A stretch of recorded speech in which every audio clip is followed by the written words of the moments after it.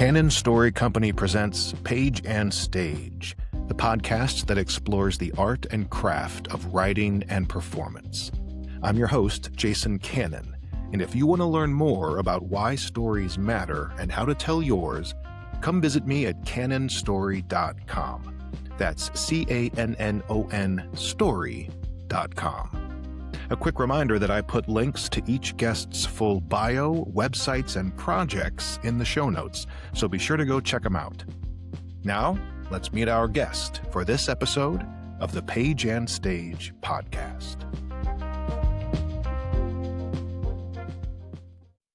All right, I am here, everyone, with the one and only Michael Davis. Oh, Michael. For those of you who've been with me for a while, you'll remember Michael from October of 2024, coming up on almost 2 years ago. I can't believe this podcast has survived that long. And Michael, you are my first guest that I am recording with from my new home in Michigan. Wow, there you my go. new office. I can't think of a better person to break in my new digs. So I work with Michael very closely in all kinds of projects. He is a story coach, a story guide. He is a TEDx whisperer. Again, I'm going to put a link to our first conversation because you'll hear all about his storytelling origin story when he got his Spider-Man superpowers by being embarrassed by a teacher in public. But I brought Michael back on because he's got some really fun, amazing things in the works, and I want to talk about those. Michael, thank you so much for being on with me again. Thank you, my friend. And I couldn't have I appreciate the kind intro. When you said the one and only, and I thought, do you know how many Michael Davises there are? Yeah, Yes. the only one with Speaking CPR. There you go. I'll take that. Curse of a common name. There it is. Yeah.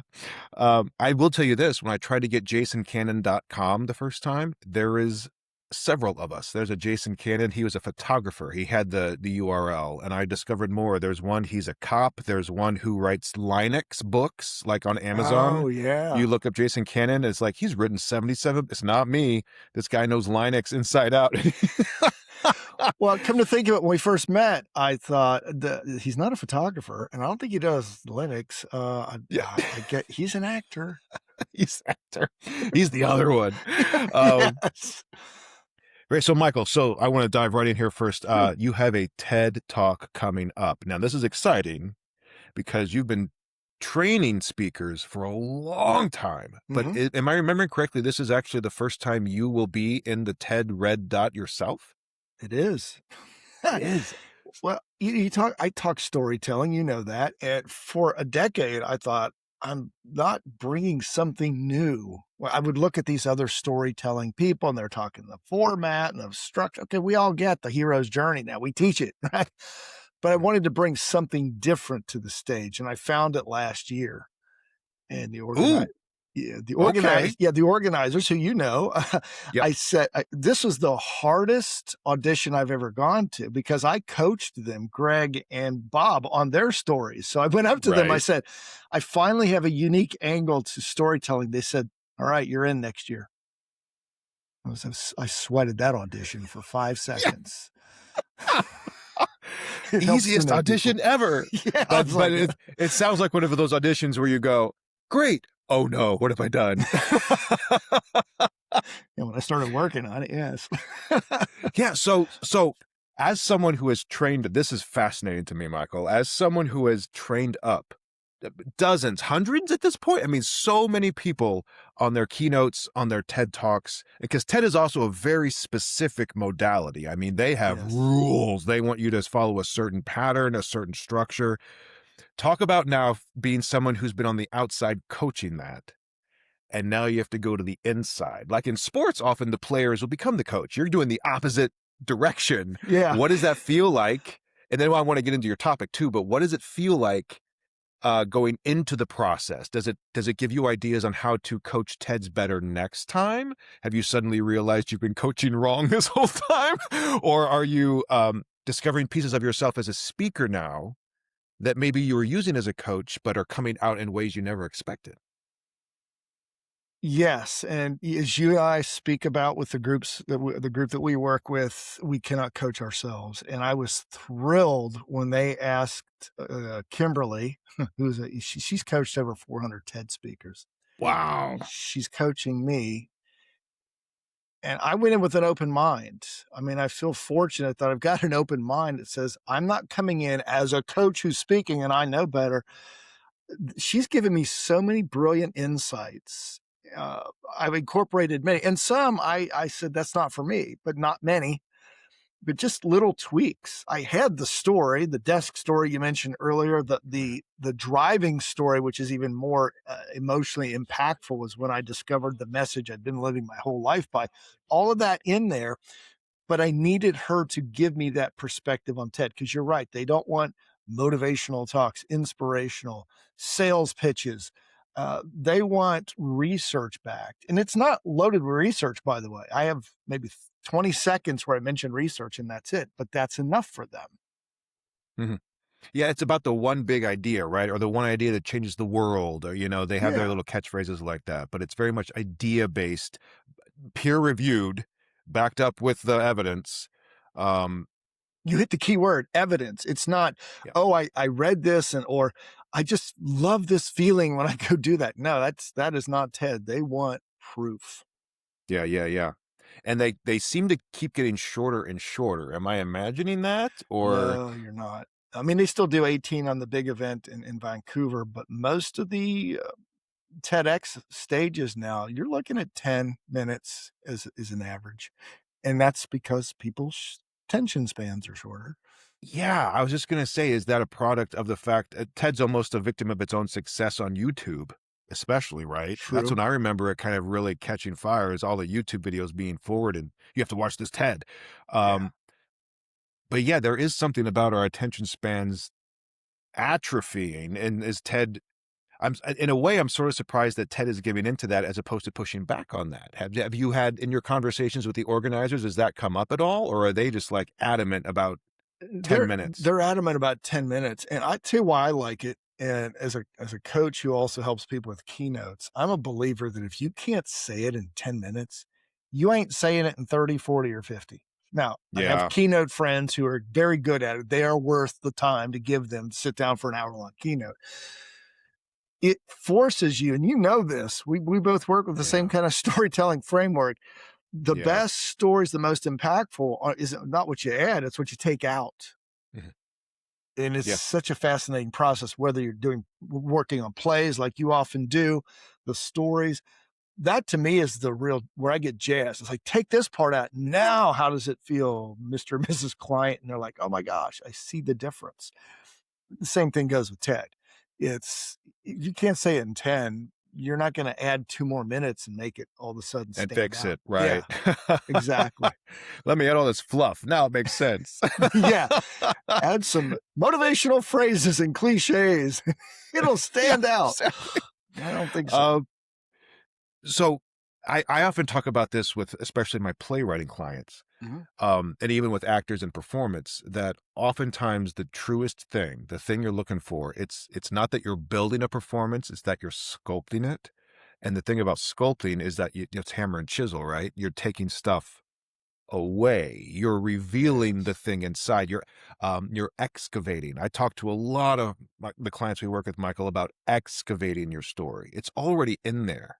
You don't have to create anything. True. You're just pulling it out. So I wonder if there's a bit of an approach like that too, both now that you're a TED speaker upcoming August 22nd and a TED coach, that there's a sense of it's not just about taking things away for the sake of taking them away.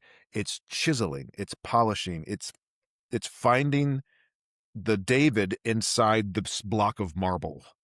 You know, it's funny. It's when you said sculpting, and I'm very familiar with the David metaphor.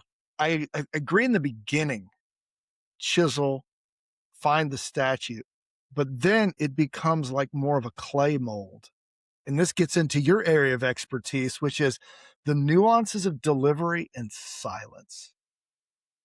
Right? That's where you're molding it. You're not chiseling, because the delivery is the nuance that creates more of an experience. Oh, wow, molded. Michael Davis. I have to completely rework my go-to metaphor now. This is so funny. We talk about this all the time. When you, me, Doc, and Scott get together, it's like, God, I wish I'd thought of that. You make me feel so stupid. I feel the same way. We all get together. It's like, It's a healthy competition. Why did I think of that one? Exactly. He's got All 4 right, and I've got 2. Right. Really quick, I want to flag it. So Kimberly, because I want to give another shout out to her, because I'll put a link to her website in the show notes too. What's her last name? Weil. W-E-I-L. W-E-I-W-E-I-L. So I will make sure to look her up and give her her due.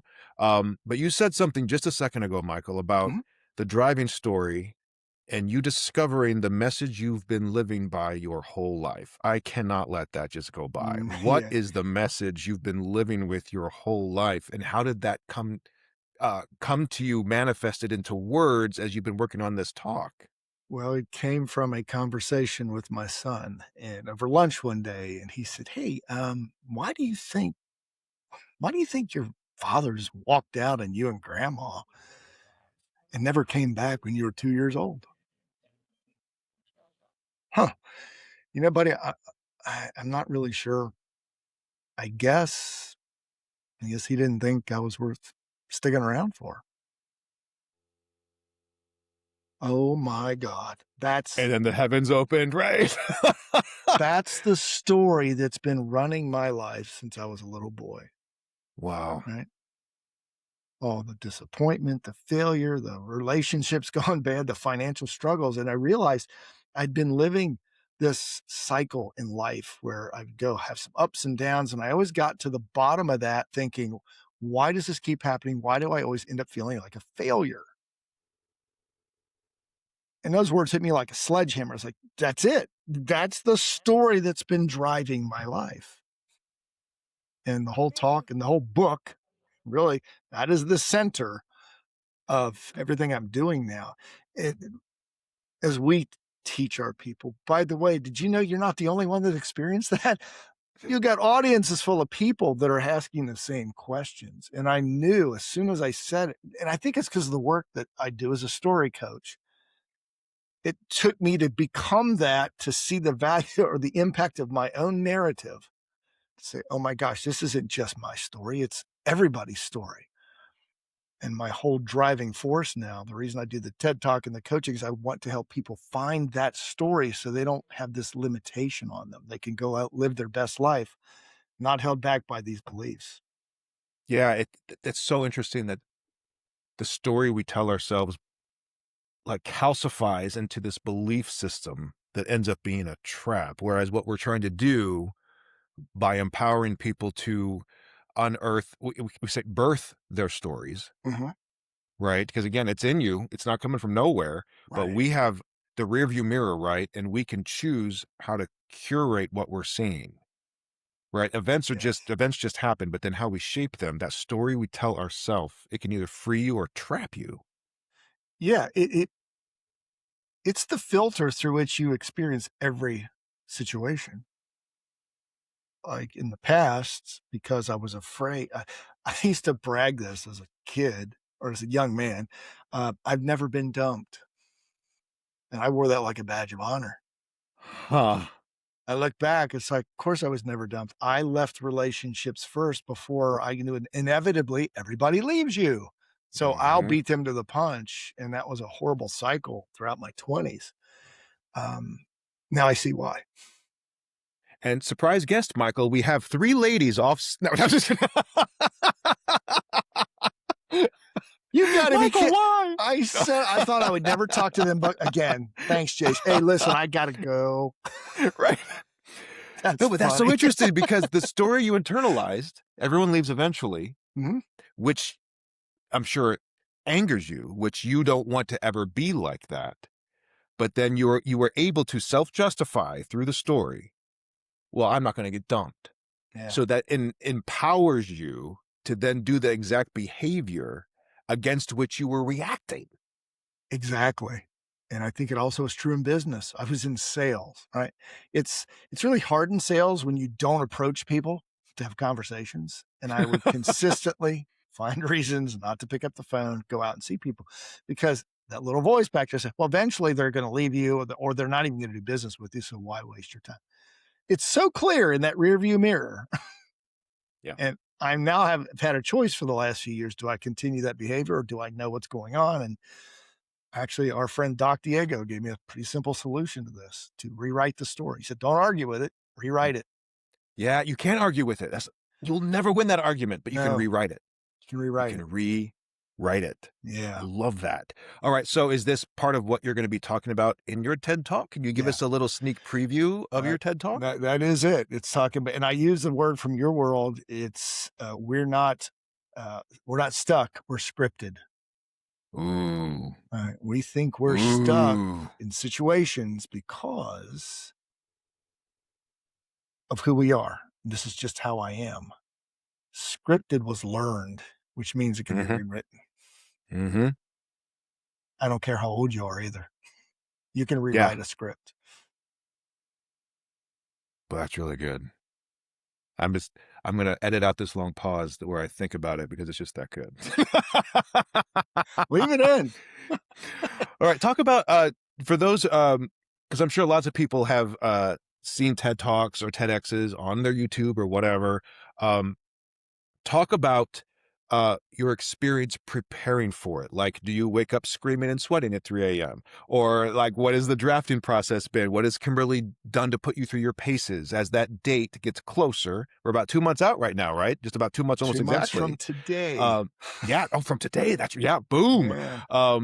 What has the process been like once you? Well, first, like, so you had the short audition. The real short audition, Yeah. yes.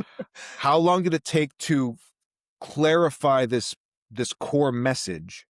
And then how have you built, scripted, sculpted, molded your talk around this core message? That's a terrific question because I was just looking at this the other day. I'm on version 7.1. In fact, I just sent it to you so we can start working on some delivery ideas. And I compared it to the first version. It was like one that was written in Greek versus one in English. There's a desk, which is a key scene, and there's the revelation with my son, and everything else pretty much gone. And Wow. that's part Wow. of the process. And I was responsible for 75% of that, but Kimberly and some feedback that I got when we were together in March from you and Scott and Doc, like stepping up on the desk. And yeah, that's all evolved as part of that process. Now I'm blessed in this sense that I am a coach, so I know what to look for and which advice to listen to and which to say thank you and just put it to the side. You know, that saying we have in our group is that everybody's qualified to tell you how a story made them feel, but not everybody's qualified to tell you and work with you to improve it. Yep. So you have to know who is giving you the feedback, and you also have to trust yourself. I Mhm. mentioned that Kimberly's given me some advice that was helpful, a lot that was helpful, but there were a couple things that's like, no, it just didn't work. But the process was until about 6 weeks ago, I was working on script, just get it down. And then what I do, and everybody's different, I break it into five, it's a 6-page story. And I go through one page at a time, like 3 or 4 times. And then I feel like I got the rhythm. Then I'll go to page two, go through that 3 or 4 times, and then each page. What I want to do is give equal weighting to rehearsals. And I know you've experienced this with plays, I'm sure. People start to rehearse, they practice, and life interrupts. They go back to rehearsal, and typically they go back to the very beginning. The beginning. And Yep. I tell my clients, don't do that because you're going to get superb on the first 5 minutes, and then the rest is going to go right down in flames. And then your ending will be crap. Yeah, it will be crap. So it's that now. Actually, I'm fortunate. I've got my home office here, and right outside in our basement, I have taped off an 8-foot round circle area. So now, and you and I will work on this. I'm staging where I want each of the little scenes to take place. Yeah. So that's where I am now. I'm making some tweaks to it always, but now I'm focused on where I'm going to be within the circle. And the exercises that we teach others is I practice in different character voices. Now, my teacher in the opening desk scene, she came out of me just practicing one day with a Southern woman, just a Southern, well, Michael, Now, I've changed this one since you last heard it. It's tweaked. It used to be, Michael, since you love to be the center of attention, today during nap time, you're going to stand up in front of everyone. Slight twist. I was practicing the other day, just came out of my mouth, and I said, it feels good. And Kimberly said, give her a posture. Oh, yeah, 100%. Yeah. So, well, Michael, it appears you love to be the center of attention. How about during nap time today, you stand up in front of everyone on top of your desk? Ooh, right? dead eyes. Different. Yeah. It's almost like encouraging, like, I'm going to build you up. Now I'm going to knock you down. I'm going to humiliate you. It just, and that only comes from repetition. And you know this as an actor more than even as a storyteller. You just find nuances, but it helped me to try different voices. Yes. Yeah, that expansion of your dynamic range. I was just working with a client yesterday on this exact thing. And the word that I want to throw out and see if this is similar to what you're going through with Kimberly is calibration. That internally, she thought she was being big. She felt like she was giving big weight to certain words and making big gestures. But then together we watched the video playback. And she was like, that's all that came out? To me, it felt so big, like I was almost over the top. And I was like, yeah, that's one of the toughest things for performers to learn, is that calibration, that your sense of internal largeness is actually being transferred to the external reality that's being experienced by the audience. Yeah. We often are so much smaller, so much safer, so much more contained than what the audience needs.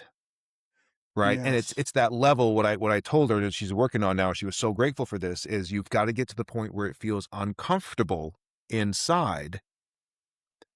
And then you can start calibrating to, oh, that place of discomfort is actually the bare minimum I need to achieve for what I want to communicate to get across. And that kind of constant calibration of bringing internal lived experience to external shared experience, that's one of the tightest, most difficult things to calibrate for performers, speakers, actors, whatever, because on the inside, what feels big rarely is as big as you think it is.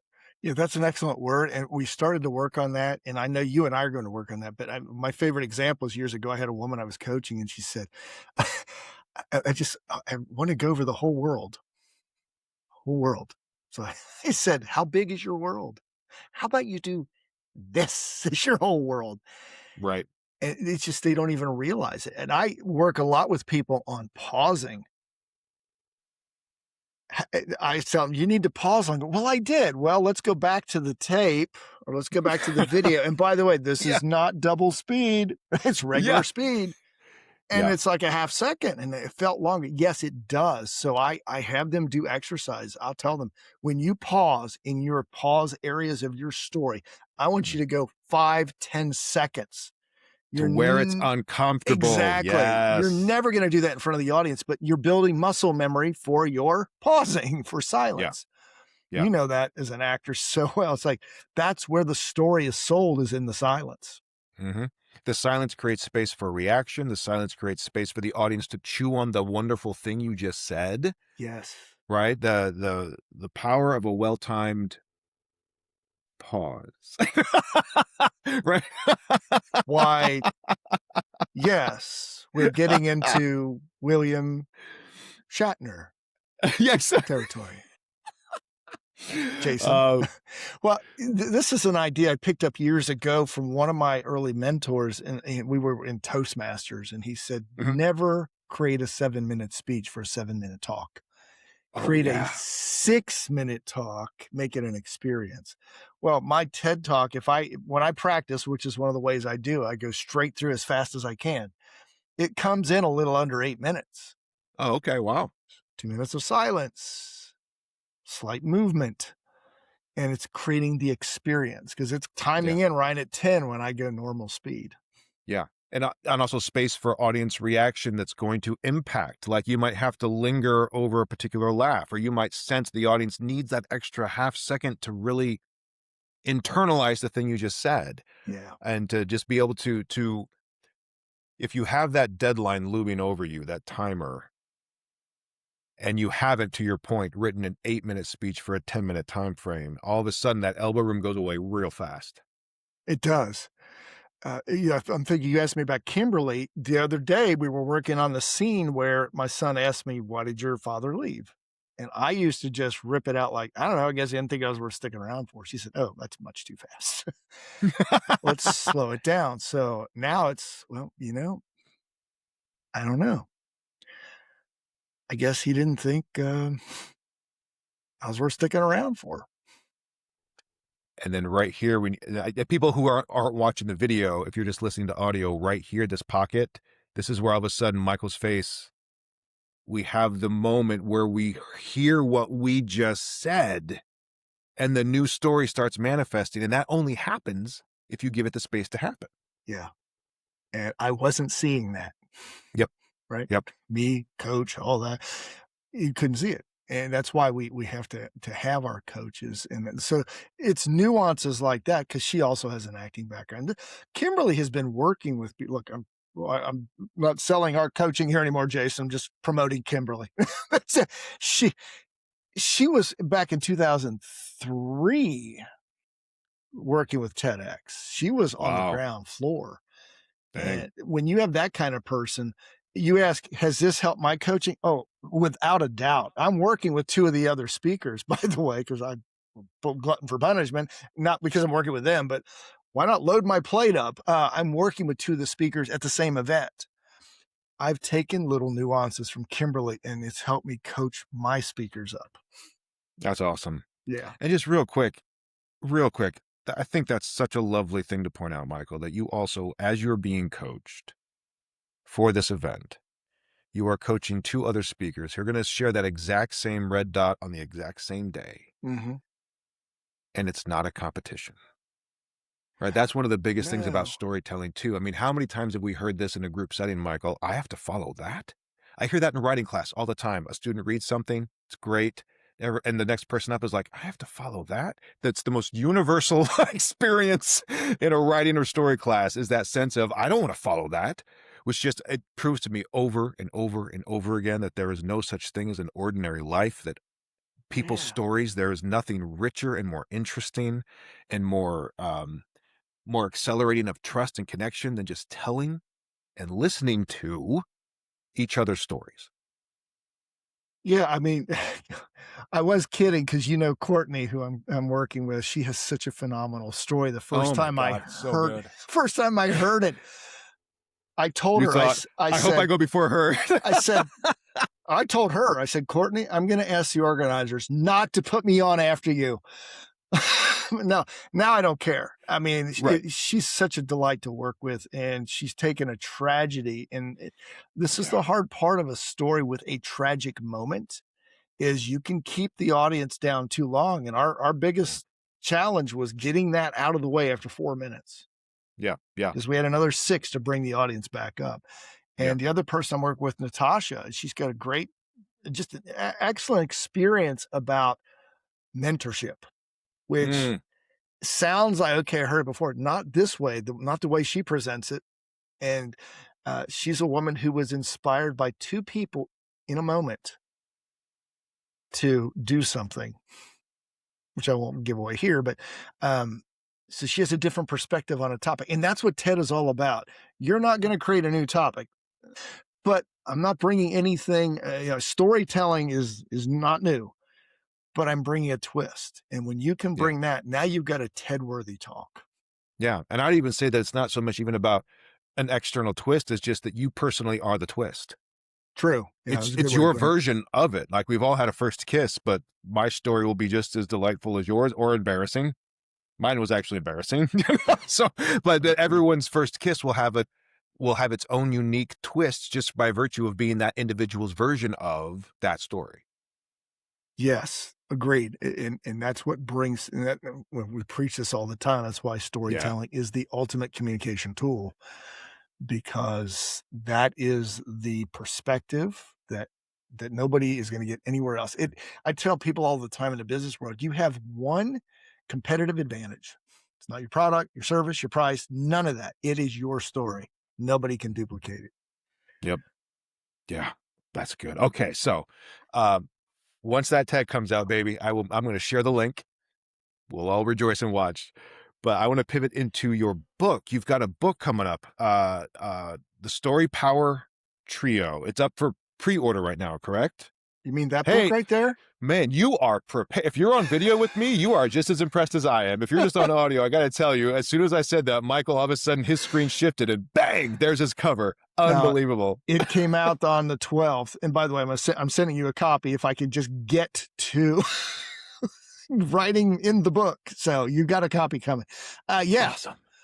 This is the book that question from my son was 2 years ago. Oh, And wow. when that happened, I started thinking about a talk, but this is the center of the book, everything built around it. Cause I realized around that time that we teach storytelling, tell your experiences. Well, that's one of 3 stories we need to know for maximum impact. And it's the least impactful. The other 2 stories are, number 1, what's the story you're telling yourself? Which is really what the TED Talk is about. The second is, what is the story your audience is telling themselves? And I use the audience loosely. It could be a play. It could be a presentation. It can be a one-to-one. If we don't have an idea what they're thinking, we're not going to have maximum impact. Scott talks about this, or our friend Scott Mann talks about the storyteller's triangle. Yeah. And I was just going to say, it's a similar kind of riff on the idea of, go ahead. It is. Yeah. Well, it's the story, our relation to our story. It's our relation to the audience, and it's the audience's relation to the story. And that's the one we have to let go of. Yep. But I still think it's important that we know what they're thinking. If you're listening to this and you're in business and you communicate a lot, you walk into a meeting and you don't know that. Take an extreme example. We just found out half the group got fired, or there's threatened layoffs, or somebody passed away. I mean, if you don't know that, they're not thinking about what you're saying, no matter how good your story is. And that was the whole basis of the book is, if you want maximum impact and influence, know all 3. Yeah. Take us through those 3 again. Really, really clear. Because I was able to look at the blurb and everything, but the Story Power Trio, 3, right? The story power, there's 3 powerful stories, all right? Yep. And the way you describe it is that these are the narratives that shape every high stakes communication. Yeah. Right. So even if the initial kind of framework here is more in the business world, I feel like this applies to relationships, anything. You can apply to pretty much anything. But you have 3 distinct stories. And you were talking about them, but just in a real clear bullet point order here, Michael, take us through your story power trio. Yeah. The number 1 is what I call the identity story, how you see yourself. What are the messages playing in your head, often subconscious? Number 2, I call the perspective story. That is, what is the perspective, the story of the audience? What's going on in their heads when you're speaking with them? And it's not always, because I test this out in workshops. I'll say, what could your audience be thinking? And typically I hear, well, could be thinking, is this presentation going to be good? Am I wasting my time? I said, no, think globally. What are they thinking? They could be thinking about, oh, is it tonight we got dinner with the Johnsons? Oh my God, my phone is blowing up. Messages from the boss. They could be thinking anything. Now, granted, as presenters, we can't know everything every person in front of us is thinking. But if you got a general feel for the mood of the room, and there are several ways to figure that out. One is, if you're a speaker or storyteller and you're being asked to speak at an event, go talk to the planner. What's going on? But don't stop there. Go talk to people in the hall before the event. Listen to conversations. Ask the people who at the check-in desk, what are some common complaints people have? I have a friend of mine who is a master at this, Darren. He goes and he finds out what common complaints are. He has a humorous comedy background. So if some people are complaining, let's say, about the distance of the meeting hall to the hotel, I promise you he's going to open up with that. And he gets them on his side real fast because they're like, this guy knows us. Yeah. So now he's cleared space because they're not thinking about it. I'm sick and tired of the walk here. The coffee is cold, whatever. He's cleared it out. and now they're ready to hear him. And then the third story is what I call the message story. That is the story you went there to tell them. And ideally, it's in that order. That is my Yeah, trio. that's so cool. And so in the book, you kind of walk through each of those and then how to unearth each of those and how to tie them together. Yes. There are That's awesome. definitely ideas in there. And I'm going to I build can't wait to. workshops and keynotes from Oh, of that. course. Can't wait to get my copy. Yes. So it's already dropped. It dropped June 12th. June 12th. So it's already out. I have the link. It's with Brawler Books. Do I have Brawler that correctly? Books. Brawler. Yeah, and it's on Amazon now. And at some Awesome. point this summer, I'm going to do the audio version. Woo! Very cool. Okay, so was that conversation with your son kind of the impetus for this book? Is this a book that's been kind of in the back of your mind for a while? Because I mean, you do so many things on your website. If you go to Michael's website, you can sign up for storytelling tips that come right into your inbox. He's got all kinds of MP3s and short online workshops. But what led to a book-sized offering? That was it. It was the realization that, oh my gosh, this is a story that's been driving my life. I know I'm not alone because of the story work I've done. And it was just, I think this thing was percolating for a long time about this 3-story concept. And then I'm like, okay, there's a book here. So I just started taking old posts and articles and AI helped organize all that because I had so much. I said, let's get into a logical sequence here. And then we start working. And the Power Trio title came to mind. AI did not write this book. It did help me organize my thoughts, though. And that's how we can best use it. Yeah. But As that a was it. summarizer, it's pretty good. I Yeah, still have a lot of anxiety and fear and anger at it, but I get you. It's okay. It helps organize because you've got a lot of material. I just love your weekly articles that are coming back out now. You've got another book in there. It's somewhere in there. Yeah. What I like it, you could take your previous works, drop it in, and then put all of your articles and say, now, help me think of a different twist here. How can I What am I saying? What am I saying? I don't know. They said write an article. Right. Although on our weekly calls with the group, I know there's something. I think I tell you this every week. There's another post for Jason. Yeah, there's another one. You always say something. It's like, there's a post for you. Here's a post because this is in your bio too. And I love this. You talk about how your coaching works because you cut through the sound polished advice and you teach what will earn you trust. Unpack that a little bit. Because I think there is an idea about what a good speaker is supposed to look like or sound like. And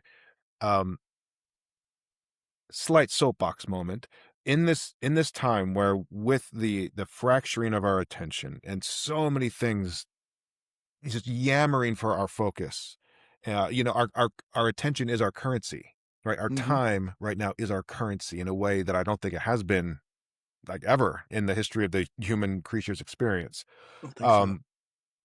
And this idea of sounding polished.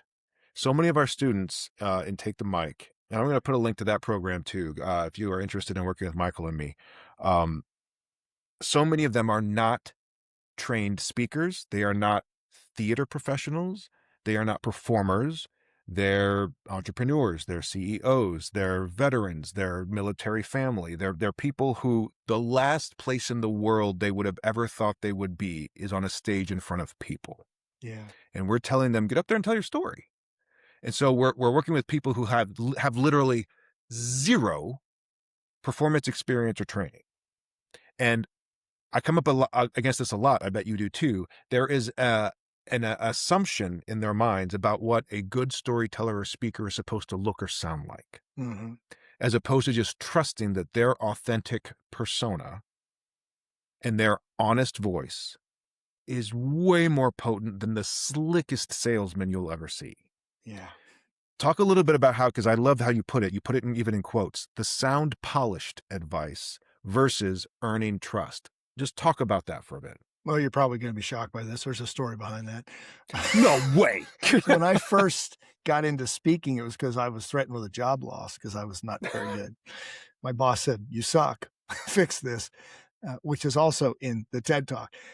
So I early on, I was so insecure, had this little message in the back of my head I wasn't even aware of. So I did everything I could to look the part, hair, suit pressed, shoes shine, memorized word for word stories, speeches.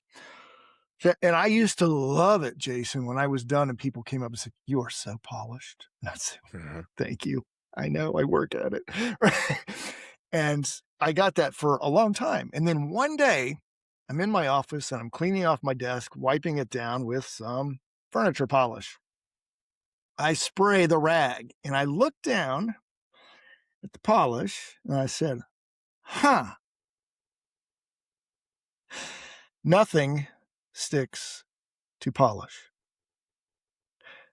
My message is not sticking. They remember what I look like, couldn't tell you a word I said." Oh, And man. from that day forward, I said, if anybody ever tells me that I look polished, I got some work to do. And that was it. And slick and polished, especially today's consumer, younger people, man, they see right through that. And it Oh, yeah. feels phony. It Yep. is phony. And I know this is a cliche, but I want to see that you're the same person off stage or off screen than you are on. If you're the same, then I'm going to buy your message. If not, I'm not buying it because you're hiding something from me. Yeah. And I think we see that a lot. No, I mean, not in the group we working together with, but I've seen outside of that people who come with this persona. And it's like you're hiding something. You've got Yeah. armor on, and Yep. my job, and you and I know, I agree with this in our group. Take the mic. Our job is to help them strip that armor off and say, "I want to hear when you were in the crap, Yeah. and I want to keep you there for a while because that's what's going to connect you to the audience, so that they feel like, oh, I'm not alone, and I've got hope that maybe I can get out of this too." You don't get that with polish. Yeah. Oh, that's nothing sticks to polish. That's so good. Um, to that point, Michael, I really think that a lot of that armor, because it makes you feel safe, Mhm. right? And I also think that it's that the reason I'm sure you're the same. When I first started getting into like self-publishing and writing, and that there's so many online seminars. Right now, I'm Yeah. a big proponent of Substack. I do my podcasts and my newsletter on Substack. Mhm. And when I scroll through, how many of the posts are how to get more followers on Substack? That Yes. there's all these people that it becomes this weird eating its own tail engine. Like Yeah, when I first started self-publishing, the number of programs out there about here's how to self-publish. And then you would research that person. It's like they've published nothing, exactly. right? That there's all these people out here who and I'm going to point more at the coaching side right now, who like the armor because it creates great content and you can point to tangible outcomes. Mhm. Right? If you do X, Y, and Z, you'll look like this. But they don't guarantee effectiveness. They don't guarantee trust with the audience. They're selling soap. They're selling snake oil, right? But it's Exactly. something that's tangible and shiny. So to the consumer, it feels attainable. It feels like something you can coach to and achieve, as opposed to what you and I are advocating for here is sometimes you're not going to know until you see it. I'll give you another compliment here, Michael. When I was putting together my website a couple years ago, I went on yours, and you have a very funny but also pointed. I do not offer money back guarantees Mhm. language on your website, and I basically stole it because I loved it because the idea is exactly right. One, I can't make you do the work. I'm not going to guarantee something that rests entirely in your hands. Right. Two, I'm not promising you a bump in your sales. I'm not promising you that you're going to book 85 talks a year. I'm promising that if we work together, you're going to find a truer, more authentic version of yourself. And then that gives you the tool to go do whatever it is you want to do. Right. So I'm just kind of Yeah, riffing yeah. here on this idea of the polish and the armor, because I think it's a siren song. I get why it's so attractive, because the truer, harder work is to just be with yourself. Yes. Well, and that's why I think, Jason, and we've talked about this. Scott's program, Scott Mann's Take the Mic, is not for most people. No, it's not. It's just Yeah. not. The people we get to work with, these are highly driven people most of the time. And a couple of them I've worked with, we've had to work on the armor, but they are coachable. And if you're not willing to, and I had to do this as a coach. So I think the timing of me becoming more full time with Scott's group and working with you even more is I had to take my own armor off. And that's what Yes. that experience with my son forced me to look. This is really what's going on. Now that I've gone through it, I'm much more capable as a coach. Mhm. I used to be really good at teaching all the technical parts, which is fine, but that wasn't depth. And I see that now. But it's the evolution of a speaker and a coach. Uh, what we're working with people on, if you're not willing to trust someone to coach you and guide you through this, to expose a part of your life that is not fun, that you Mhm. don't want to share publicly, we're not going to be your best choice. If you want to be Mhm. performative, go ahead. And that's short term. Jason, you brought it up. You get more likes and followers, but ultimately people are not going to be impacted by your message because there isn't a deep message there. Right. I will never forget, I was maybe 2 years out of college making my first way as a professional actor in St. Louis, and I was in cast in this, anthology show of 10-minute plays, and one of the plays was directed by this young man named Andrew. Um, and for whatever reason, Andrew, he was just one of these guys, he just sort of had he was lean, he'd seen some stuff, right? He was really grounded. He kinda lived in that place, that Adrian Brody kind of angular face Yeah. kinda place. Didn't smile a lot. But he was I admired his work. I'd seen his work, and I was like, "Oh, I'm looking forward to learning something from him." And, we're doing a scene, and I give it a crack. He's like, "No, no, no, Jason, try it again." And so we tried it again. I tried to go bigger, tried to do this, and we stopped, and he finally just said, "Jason, stop acting." And 24-year-old Jason, who's just come from I just got my BA in theater and acting, and I I had an immediate moment of resistance and like kind of insulted, like, what are we doing here in the theater rehearsal? Um, and he saw my reaction and he said again, he actually kind of, I put an apologetic hand up. He had heard kind of the bluntness of it. He just said, "Stop acting." And and as I kept trying the scene, then I realized what Andrew was actually trying to get to was this: if you're the polish isn't the truth, Yeah. right? It's not the truth. Mm-mm. I was I refer to it now as schmacting, right? It's that thing where, look how hard I'm working. Like, look at how much time I've put, like you just said, with the hair and the shoes and the suit, and like, and I'm being impressed by all the things that ultimately don't matter. Exactly. But as soon as you just tell the truth, hardest easy thing in the world, right? Best joke in the world. All of a sudden, everything changes, and Oh, it does. the effortlessness that it looks effortless once you tap into that, which is again one of the biggest secrets. You're right. You don't have to work an effort at being yourself. And Exactly. to me, the ultimate testament happened a week and a half ago. I was at a networking event and I was teaching them the Story Power Trio. Didn't have a lot of time, but I always throw in that story, that revelation story that I figured out. This is what I thought about my father and all that. Got through it and got some nice feedback. And then a woman comes up to me, Of course she did. I was just gonna say, I bet someone came up to you. doesn't say a word, gives me a big bear hug.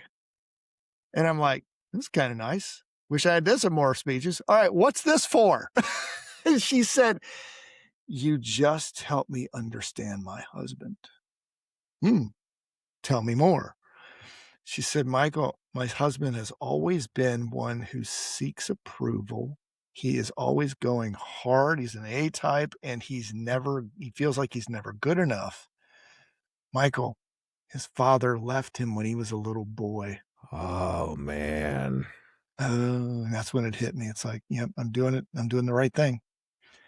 She was so grateful. And it wasn't her story, it was her husband's story. But because I shared that, it's not a fun part of my life to tell, but it's a reality. It's I impacted somebody. And that's why we do this, to help people understand and strengthen relationships and go deeper inside themselves. Say, this is why I am. I'm not screwed up, at least not as more than anybody else, right? But you're not. One of the key lines in my TED Talk is of course, I'm forgetting it now because I'm still internalizing. What is it? Your actions not your actions. Oh, your patterns. Your patterns in life are not proof of who you are. They are evidence of the scripts you've been living by, and Oh, those can man. be changed. That's it. Just helping people see the pattern, and now once you see it, you can interrupt it and create a new script. That's great. I'm just going to leave that sitting right there. That's so good. Michael, thank you so very much for coming back on a second time, Glutton for Punishment. Give the listeners or viewers, where can we go follow you, find you, buy your stuff? You can follow me on speakingcpr.com is the best place. You can sign up for the insights that you mentioned. Those are just weekly insights on storytelling that goes beyond how-tos, right? Not just techniques and formulas. There's a lot of depth through research that I've done there. That's the best way. And then you can reach out to me, Michael, at speakingcpr.com. Awesome. And everyone, I will put those links right in the show notes, along with links to, I'll look up Kimberly, find her site. I'll put your book link right in there, Michael. And as soon as your TED Talk video drops, oh yeah, we'll send that out too. Oh, you'll know. I appreciate that, my friend. Thank you so much, Michael, and I will see you on the next side. You will. Page and Stage is a production of Canon Story Company, the creative studio dedicated to the art and impact of storytelling. So if you're a playwright, speaker, performer, or memoirist, or even if you're a curious reader or audience member, come check out canonstory.com for coaching, courses, publishing, and podcasts, all in the service of healing the world one story at a time. I'm Jason Cannon, and I cannot wait to hear your story.